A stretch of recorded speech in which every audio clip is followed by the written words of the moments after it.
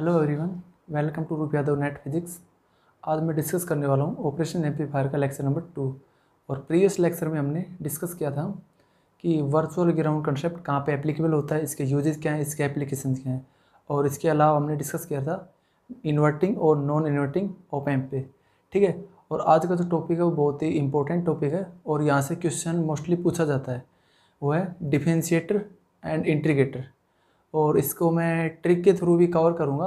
इस पर trick apply करेंगे और डायरेक्ट क्वेश्चन सॉल्व कर देंगे।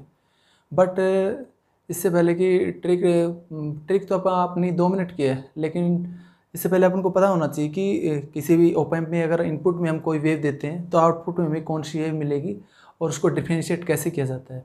ठीक है, तो इन सब की बात करेंगे।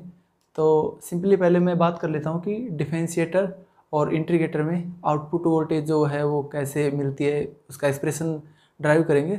और उसके बाद अपन बात करेंगे कि डिफरेंशिएट कैसे होती है, कोई भी इनपुट में हम कोई भी वेव देते हैं तो आउटपुट में कैसे मिलती है। जैसे स्क्वायर वेव देते हैं तो आउटपुट में कौन सी वेव मिलेगी और कैसे डिफरेंशिएट होगी, उसके बारे में बात डिस्कस करेंगे। ठीक है, ओके।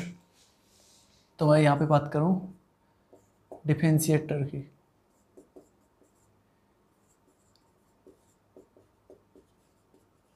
इधर डिफरेंशिएटर और इधर इंटीग्रेटर। ठीक है, इसका जो सर्किट होता है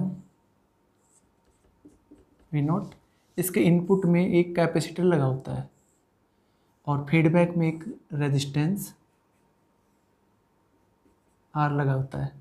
ये इन्वर्टिंग टर्मिनल, ये नॉन इन्वर्टिंग, ये ग्राउंड पे होता है, ये C सेम यहाँ पे, लेकिन यहाँ पे जस्ट अपोजिट हो जाता है। जो हमारा इनपुट में कैपेसिटर लगा हुआ था वो फीडबैक में, और जो रेजिस्टेंस लगा हुआ था फीडबैक में वो इनपुट में। ठीक है, और फीडबैक में कैपेसिटर लगा देंगे। इन्वर्टिंग नॉन इन्वर्टिंग को ग्राउंड पे। सेम यहाँ पे इनपुट वोल्टेज ये होगा हमारे पास। ठीक है, अगर आपको डाउट होगा कि इसको याद कैसे रखें कि डिफरेंशिएटर और इंटीग्रेटर में जो ये C और R है, ये कैसे याद रहेगा कि यहाँ पे C और यहाँ पे R आता है, वहाँ पे R और यहाँ पे C उल्टा हो जाता है। तो एक ट्रिक बताता हूँ आपको, इसको भी आप एक ट्रिक के थ्रू याद कर सकते हैं। छोटी सी ट्रिक है, जैसे मैंने याद कर रखा है इसको कि डिफरेंशिएटर में क्या होता है कि एक डिफरेंशिएटर अपन CR यूज़ करते हैं। ठीक है, अब मैं बात करूँ कि इंग्लिश में अल्फ़ाबेट में पहले कौन आता है, C और R में से पहले C आता है। सेम मैं यहाँ पे बात करूँ इंटीग्रेटर और डिफरेंशिएटर में पहले कौन आता है अल्फ़ाबेट में, D। तो इसका मतलब डिफरेंशिएटर में CR यूज़ होगा और इंटीग्रेटर में जस्ट अपोजिट RC। ये इंटीग्रेटर का हो जाएगा। तो आप इसको ऐसे भी याद रख सकते हैं, ये कोई बड़ी बात नहीं है। आपको वैसे भी याद होना चाहिए कि एक डिफरेंशिएटर में CR यूज़ करते हैं और इंटीग्रेटर में RC। ठीक है, अब मेरे को फर्स्ट ऑफ ऑल मैं क्या चेक करूँगा कि एक मेरे को ये ओप एम्प सर्किट दिया हुआ है कि ये आइडियल है या प्रैक्टिकल ओप एम्प है, और इसका जो ओपन लूप गेन है वो इनफाइनाइट है या फाइनाइट है। अगर आपको कुछ भी मेंशन नहीं दिया हुआ है तो आप इसको ये मानेंगे कि एक आइडियल ओप एम्प है और इसका ओपन लूप गेन इनफाइनाइट होगा। और इनपुट रेजिस्टेंस की बात करूँ तो वो भी इनफाइनाइट होगा। सेम यहाँ पे ओपन लूप गेन इनफाइनाइट होगा, इनपुट रेजिस्टेंस इनफाइनाइट। ये सब बात हम कर चुके हैं प्रीवियस लेक्चर में, अच्छे से डिस्कस कर चुके हैं कि ओपन लूप गेन इनफाइनाइट होता है तो एक आइडियल ओप एम्प होता है, ये सब बात कर चुके हैं। ठीक है, और वर्चुअल ग्राउंड कंसेप्ट की बात कर चुके हैं। लेकिन यहाँ पे अब मैं फर्स्ट जो ये चेक करूँगा कि यहाँ पे वर्चुअल ग्राउंड कंसेप्ट अप्लाई होगा या नहीं होगा। तो मैं बोल सकता हूँ कि यहाँ पे अप्लाई होगा, क्योंकि यहाँ पे ओपन लूप गेन है वो इनफाइनाइट, इनपुट रेजिस्टेंस का रोल नहीं रहता। मेन होता है कि ओपन लूप गेन इसका फाइनाइट है या इनफाइनाइट। तो इनफाइनाइट है तो यहाँ पे मैं वर्चुअल ग्राउंड कंसेप्ट अप्लाई कर सकता हूँ। और वर्चुअल ग्राउंड कंसेप्ट क्या था कि यहाँ पे अगर मैं 0 वोल्ट है, यहाँ पे इन ग्राउंड है, यहाँ पे वोल्टेज कितना है 0, तो दोनों टर्मिनल पर सेम वोल्टेज होगा, यहाँ पे भी 0 होगा। ठीक है, सिमिलरली यहाँ पे भी 0 वोल्ट है तो 0। अगर मैं इसमें ओप एम्प में करंट की बात करूँ तो 0 एम्पियर होगी, क्योंकि इनपुट रेजिस्टेंस इनफाइनाइट है। यहाँ पे भी 0 एम्पियर। ठीक है, अब मेरे को ये तो पता लग गया कि यहाँ पे वर्चुअल ग्राउंड कंसेप्ट अप्लाई हो सकता है, लगेगा। ठीक है, अब मैं यहाँ पे बात करता हूँ, मेरे को आउटपुट निकालना है, तो मैं यहाँ पे इस पॉइंट को फिक्स करके वेरिएशन लूँगा। मैंने प्रीवियस लेक्चर में भी यही किया था कि आप कन्फ्यूजन नहीं होगी, तो मैं इसको वेरिएशन, लेकिन यहाँ पे मेरे को पता है कि यहाँ पे इनपुट में कैपेसिटर लगा हुआ है, तो हमें पता है कि करंट क्या होती है, D Q upon D T, लेकिन क्यू इक्वल टू क्या होता है, सी वी, तो आई इक्वल टू क्या हो जाएगा, C D V upon D T. कोई प्रॉब्लम नहीं है। मैं क्या करता था, यहाँ पे नोड इक्वेशन KCL लगाता हूँ, किरचॉफ करंट लॉ, तो मैं क्या करता हूँ, यहाँ पे एक फिक्स पॉइंट कर लेता हूँ, इसी में से ही इनपुट जो वोल्टेज है उसको घटाऊंगा, और जो भी हमारे इसमें लगा हुआ है, यहाँ पे अगर रेजिस्टेंस लगा हुआ तो उसे डिवाइड कर देता है, लेकिन यहाँ पे कैपेसिटर लगा हुआ है, तो कैपेसिटर को करंट की फॉर्म में कैसे लिखते हैं, सी। वोल्टेज को तो मैं वैसे ही लिखूंगा, वोल्टेज को कैसे लिखता हूँ, इसमें से घटाता हूँ, 0 माइनस वी इनपुट प्लस, ठीक है, यहाँ तो करंट जाएगी नहीं, यहाँ से आई और यहाँ से होकर जाएगी। अब इसी में से, इसी पॉइंट से जो वोल्टेज है उसमें से मैं आउटपुट को घटाऊंगा, 0 minus V naught upon R equal to 0।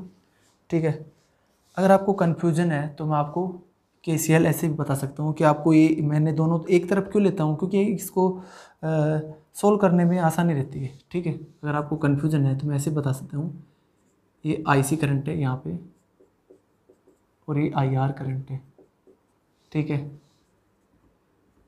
IC current को मैं कैसे लिखूँगा, C D V upon D T, और करंट को कैसे लिखूँगा मैं, the input minus 0 equal to IR को कैसे लिखूँगा, 0 minus V naught upon are.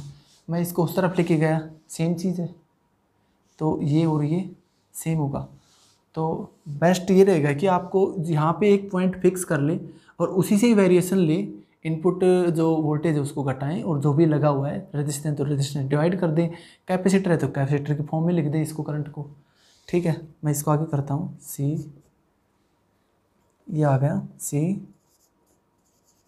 D V input upon D T. ठीक है, और इसको मैं उस तरफ लेके गया तो ये पॉजिटिव हो गया, वी नोट अपॉन आर।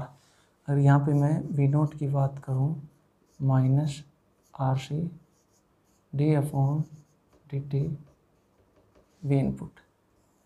मेरे पास ये आउटपुट आ गया एक डिफरेंशिएटर का। यहाँ पे बहुत ही इंपॉर्टेंट बात है कि नेगेटिव साइन क्या इंडिकेट करता है यहाँ पे, कि जो फेज डिफरेंस है वो 180 डिग्री का है। इसका मतलब क्या हुआ कि हमारे पास कोई भी वेव है, मान लो कोसाइन वेव है, तो ये इसका 180 डिग्री फेज डिफरेंस होने पर इसका ये कहाँ से होगी, नीचे से स्टार्ट होगी। ये होता है फेज डिफरेंस का रोल, कि यहाँ पे नेगेटिव साइन क्या इंडिकेट करता है कि 180 डिग्री का फेज डिफरेंस है, ये वेव यहाँ से स्टार्ट होगी, ना कि ऊपर से। ठीक है, अब मैं सिमिलरली यहाँ पे बात करता हूँ, ये आप समझाने के लिए था, कंफ्यूज मत हो जाना।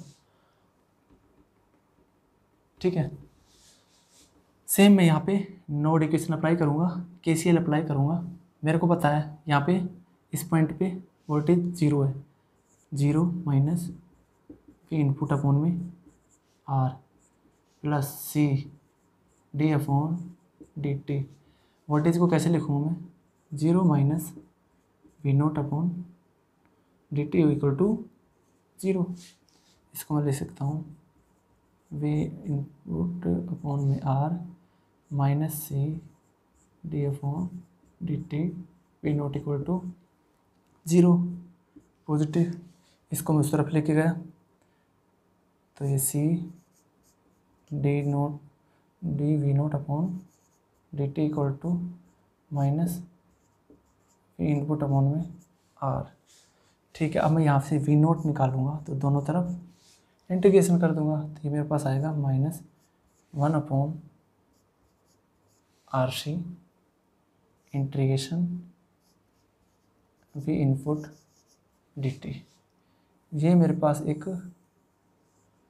आउटपुट वोल्टेज आ गया इंटीग्रेटर का। ठीक है, अगर क्वेश्चन ऐसे पूछ सकता है, सी और आर की वैल्यू दे देगा आपको और डायरेक्ट आउटपुट पूछ सकता है, तो अपन आर और सी की वैल्यू रख देंगे और जो भी इनपुट वोल्टेज उसका डिफरेंशिएटर है तो डिफरेंशिएशन कर देंगे और इंटीग्रेटर है तो इंटीग्रेशन कर देंगे। ठीक है, ये तो था हमारे पास आउटपुट। ये तो नॉर्मली सबको पता होता है कि आउटपुट का एक्सप्रेशन ये होता है, बट मोस्ट इम्पोर्टेंट बात ये है कि डिफरेंशिएटर और इंटीग्रेटर में हम जो इनपुट वेव देते हैं तो कुछ डिफरेंशिएशन कैसे होता है, तो ये हमें बिल्कुल पता होना चाहिए और इसी से आगे जाके ट्रिक बनेगी। ट्रिक आपको तभी याद होगी जब आपको इसका अच्छे से डिस्कशन याद होगा कि कैसे एक इनपुट में कोई वेव देते हैं तो आउटपुट में हमें कौन सी वेव मिलती है।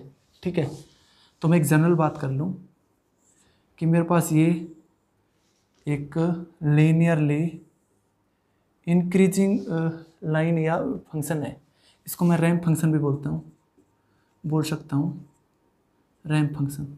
अब मैं इसका डिफरेंशिएशन करता हूँ तो मुझे क्या मिलता है, एक स्टेप फंक्शन मिलता है। स्टेप फंक्शन बोल दूँ या कांस्टेंट एम्पलीट्यूड। ठीक है, एक जनरल बात कर रहा हूँ कि इससे अपन को आइडिया हो जाता है और गेट में डायरेक्ट प्रॉब्लम इसी से पूछी जाती है कि आपको दे देगा और डिफरेंशिएटर या इंटीग्रेटर की बात करेगा, उसमें क्या हो जाएगा, वो अपना ओनली फेज डिफरेंस और ऐड हो जाएगा। बाकी तो यहाँ पे अपन डिफरेंशिएशन कर देते हैं और डिफरेंशिएटर में क्या होता है, फेज डिफरेंस और ऐड हो जाता है और वो आउटपुट उसके अकॉर्डिंग आती है। इसका अगेन मैं डिफरेंशिएशन कर देता हूँ तो मेरे पास क्या मिलेगा, एक स्पाइक्स वेव मिलेगी, डिराक डेल्टा टाइप की वेव मिलेगी। ठीक है, स्पाइक्स वेव और डिराक डेल्टा फंक्शन, और इसको काफ़ी जगह पे ऐसे भी डिनोट, लाइन से भी डिनोट करते हैं और काफ़ी जगह पे इसको ऐसे भी डिनोट करते हैं, तो आपको कन्फ्यूजन में नहीं रहना है। ये सब एक ही चीज़ है, डिराक डेल्टा फंक्शन या स्पाइक से बोलते हैं इसको। ठीक है, तो ये मैंने एक जनरल बात की। अब बात करेंगे अपन कि एक डिफरेंशिएशन में होता क्या है, एक वेव का डिफरेंशिएशन करूँ तो उसमें होता क्या है, तो वो मैं बात करता हूँ।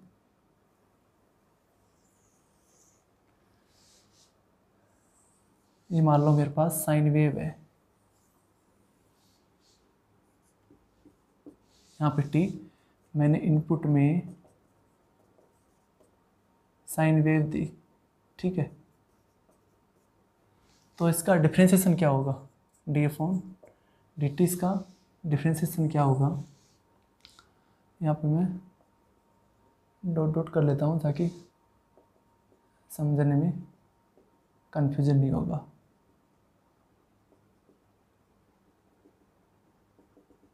तो आउटपुट में हमें कोसाइन वेव मिलेगी।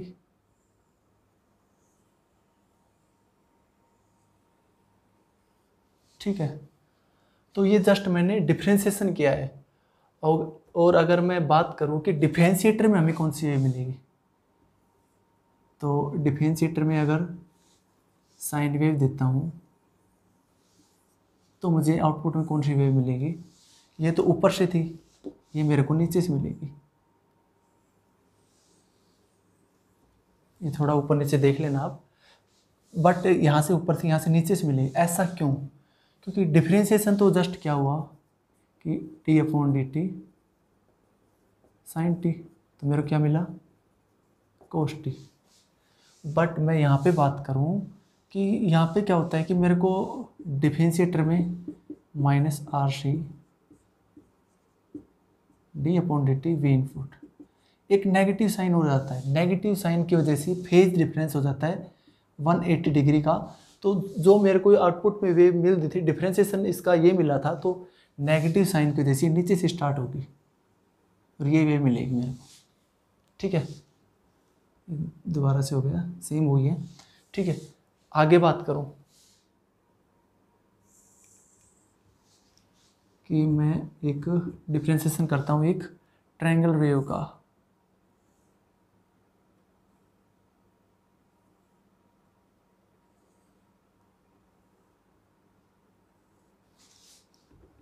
एक ट्रायंगल वेव का मैं डिफरेंशिएशन करता हूँ, ठीक है। तो मेरे को कौन सी वेव मिलती है, यहाँ पे मैं डॉटेड कर लेता हूँ ताकि कंफ्यूजन नहीं हो।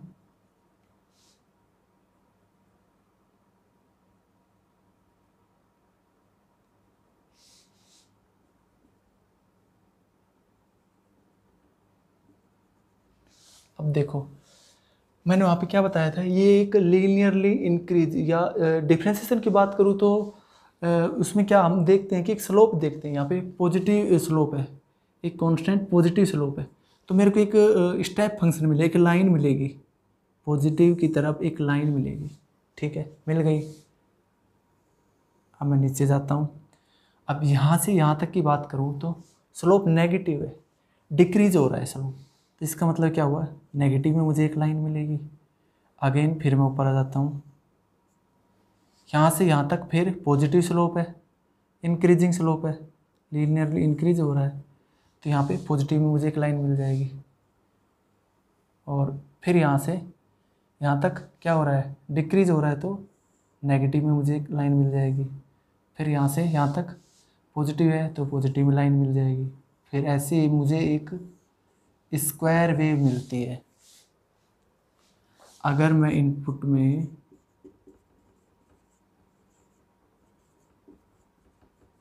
ट्रायंगुलर वेव का डिफरेंशिएशन करता हूँ तो मुझे आउटपुट में क्या मिलती है, एक स्क्वायर वेव मिलती है, ठीक है। अगेन मैं इसका डिफरेंशिएशन करता हूँ तो मुझे कौन सी वेव मिलती है, देखो अगेन मैं इसका डिफरेंशिएशन करता हूँ तो मुझे एक स्पाइक्स या डिराक डेल्टा टाइप की वेव मिलती है।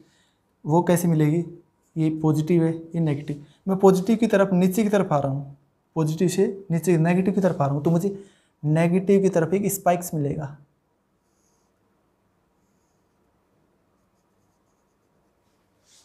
अगेन मैं यहाँ से नेगेटिव से पॉजिटिव की तरफ जा रहा हूँ तो मुझे यहाँ ऊपर की तरफ पॉजिटिव साइड की तरफ मिलेगा एक स्पाइक्स। अगेन यहाँ पे मैं पॉजिटिव से नेगेटिव की तरफ, तो मुझे नीचे की तरफ मिलेगा इस स्पाइक्स। तो ऐसे हमें एक डिराक डेल्टा टाइप की वेव मिल जाती है। अगेन यहाँ पे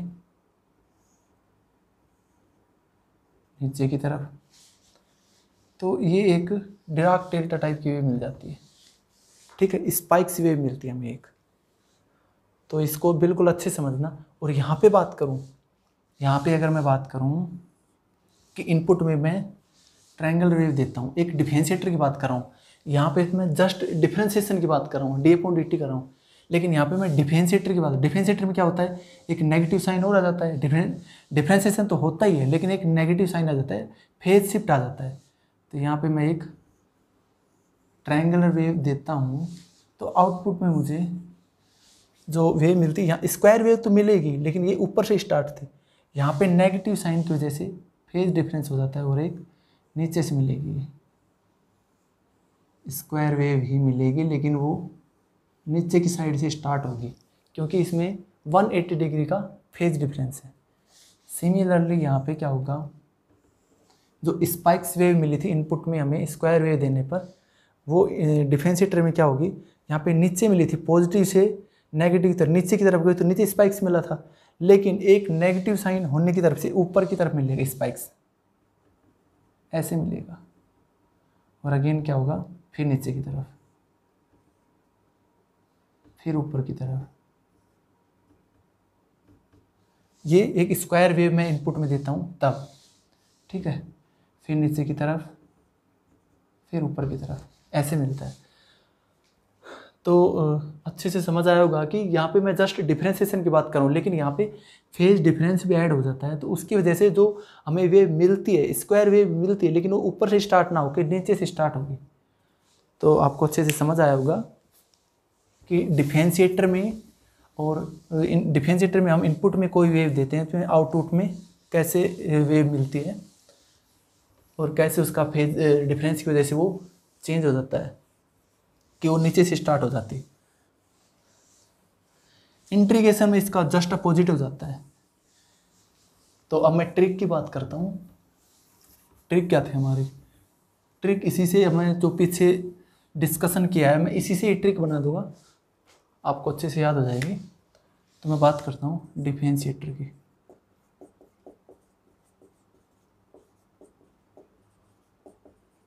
इधर डिफरेंशिएटर, इधर इंटीग्रेटर, ठीक है।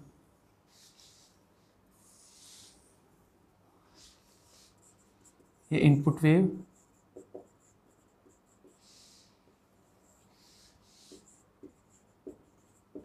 ये आउटपुट वेव,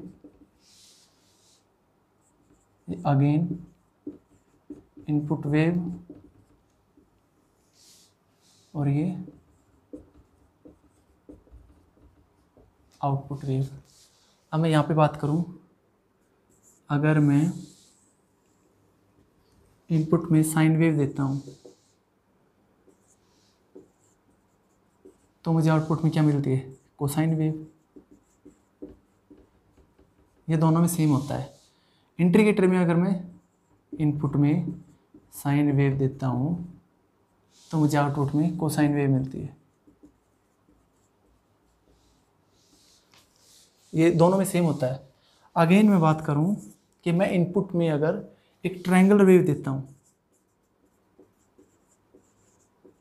एक ट्रायंगल वेव देता हूँ तो मुझे आउटपुट में एक स्क्वायर वेव मिलती है। हमने पीछे देखा है, अच्छे से डिस्कशन किया है कि कैसे मिलती है। कि ट्रायंगल वेव में क्या होता है कि एक स्लोप है वो पॉजिटिव लीनियरली इंक्रीजिंग स्लोप होता है। तो उससे क्या होता है कि हमें एक स्टेप फंक्शन मिलता है, लाइन मिलती है, और उससे वो एक स्क्वायर वेव मिल जाती है, ठीक है। अगेन बात करूँ कि मैं इनपुट में स्क्वायर वेव देता हूँ, स्क्वायर वेव डिफरेंशिएटर में, तो मुझे एक स्पाइक्स वेव मिलती है।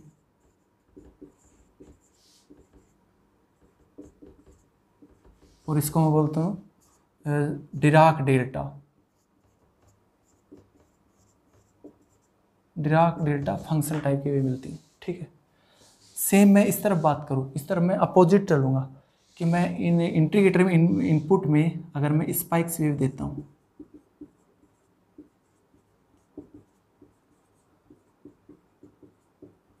डिराक डेल्टा फंक्शन वेव देता हूँ तो मुझे आउटपुट में क्या मिलेगी? Square wave.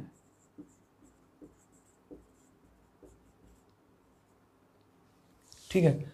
अगेन अगर मैं इंटीग्रेटर में इनपुट में स्क्वायर वेव देता हूँ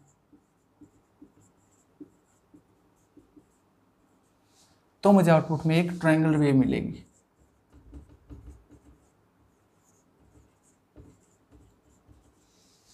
समझ आ गया होगा आपको कि आपको एक ट्रिक डिफरेंशिएटर की अगर आपको याद है तो इंटीग्रेटर की आप अपने आप बना सकते हैं कि उसमें जस्ट अपोजिट होता है। हम जो जाते हैं जिस डायरेक्शन उसी डायरेक्शन में उल्टा आते हैं तो इंटीग्रेशन हो जाता है, ठीक है। जस्ट इसका अपोजिट होता है। तो आई थिंक आपको अच्छे से समझ आया होगा। एक एग्जाम्पल के थ्रू मैं आपको इसका फेज शिफ्ट और बता देता हूँ, आपको उसमें कन्फ्यूजन होगा।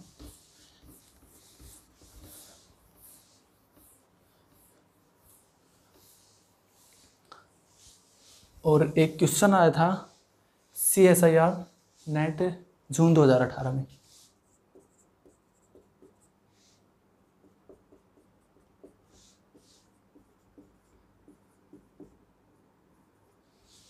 जून 2018 में आया था। कुछ भी नहीं था, एक डिफरेंशिएटर दे रखा था और इनपुट में एक फीडबैक में एक रेजिस्टेंस RC और ये ground non inverting inverting output. Input में हमें एक वो दे रखी थी स्क्वायर वेव,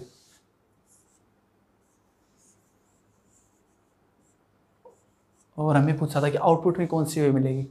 हमें डायरेक्ट ट्रिक से याद है, डिफरेंशिएटर का सर्किट है, CR लगा हुआ है, ठीक है। इनपुट में क्या है? Square wave. हम डायरेक्ट क्या कर सकते हैं, हमें क्या मिलेगी? स्पाइक्स वेव मिलेंगी। आपको याद आ गया होगा, मैंने अभी पीछे बताया था। तो जस्ट मेरे याद आ गया तो मैंने बता दिया कि यहाँ से डायरेक्ट क्वेश्चन पूछे थे। और ये क्वेश्चन 2 बार आया है, दिसंबर में भी आया है, दिसंबर 2018 में भी सेम क्वेश्चन पूछा गया है और आपको डायरेक्ट टिक लगाना था। एक स्क्वायर वेव एक डिफरेंशिएटर में एक स्क्वायर वेव इनपुट में दे रहा है और आउटपुट में कौन सी वेव होगी, आपको डायरेक्ट ऑप्शन में स्पाइक्स वेव की मिलेगा, तो वहाँ पे आपको टिक कर देना है। ठीक है, तो ये क्वेश्चन भी पूछ लेता है। बट मैं एक कन्फ्यूजन की बात बताता हूँ, आपको याद रखनी है। ठीक है, अगर मान लो मैं यहाँ पे एक ट्रायंगल वेव देता हूँ, ये आपके लिए क्वेश्चन हो जाएगा। एक ट्रायंगल वेव देता हूँ ऐसे, ठीक है, और मैं पूछता हूँ आउटपुट में कौन सी वेव मिलेगी। ट्रिक से आपको याद है क्या मिलेगी, स्क्वायर वेव। बट अगर ऑप्शन में सेम, अगर एक ही स्क्वायर वेव का एक स्क्वायर वेव एक ही ऑप्शन मिलती है तो आप डायरेक्ट टिक लगा देंगे। ठीक है, आपका क्वेश्चन सही हो जाएगा।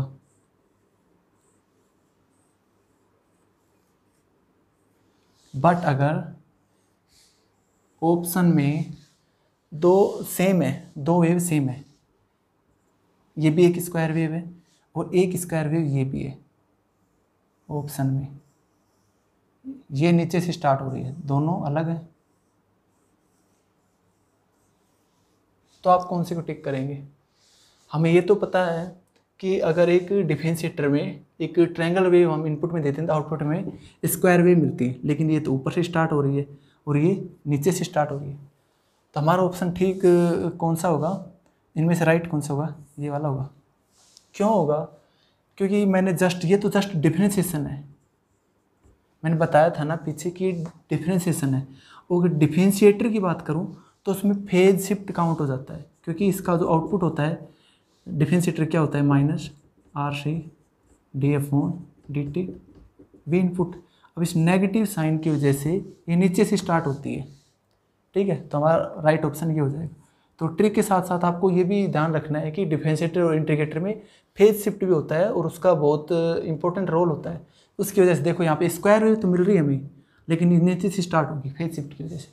ठीक है, तो ऐसे भी क्वेश्चन पूछे जा सकते हैं और पॉसिबिलिटी है कि अब की बार क्वेश्चन यहाँ से पूछा जाए, क्योंकि लास्ट 1 ईयर तक यहाँ से कोई क्वेश्चन नहीं आया। और देखो 2018 में जून में भी और दिसंबर में ही कंटिन्यू सेम क्वेश्चन रिपीट हुआ है।